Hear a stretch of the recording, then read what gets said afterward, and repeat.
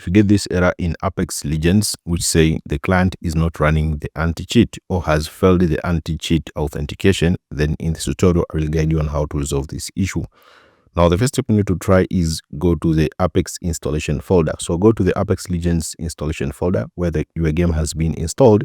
Now open the Apex installation folder and you will see the EasyAntiCheat folder. Now open the EasyAntiCheat folder and you will find this EasyAntiCheat64.dll.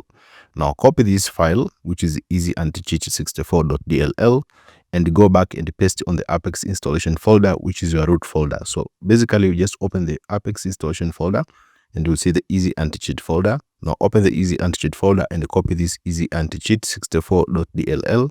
Go back and paste it on your main folder, which is Apex installation folder. So let me show you. As you can see, this is the error message. Now click continue, then quit to desktop, click yes, then go to the folder where your game has been installed.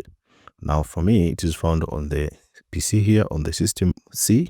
Now go to program, then go to EA, then Apex, then open the EasyAntiCheat folder. Now once you open it, copy the EasyAntiCheat.dll. Just copy it like this. So I'll copy it and then go back to your root folder for Apex Legends and then paste it like this. Now agree, click continue. Then after it is pasting, then your issue will be resolved.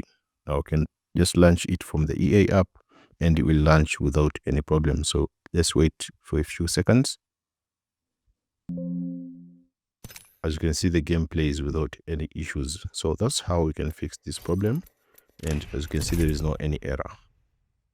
Now, if you've done so, but you're still facing again the same issue, now uninstall the game from EA app, download it on Steam instead, and delete the EA app. So uninstall the game from EA and download it on Steam instead, and delete the EA app. So just do this. If this tutorial hasn't helped you, just delete it from the EA and reinstall it from the Steam instead and delete the EA app.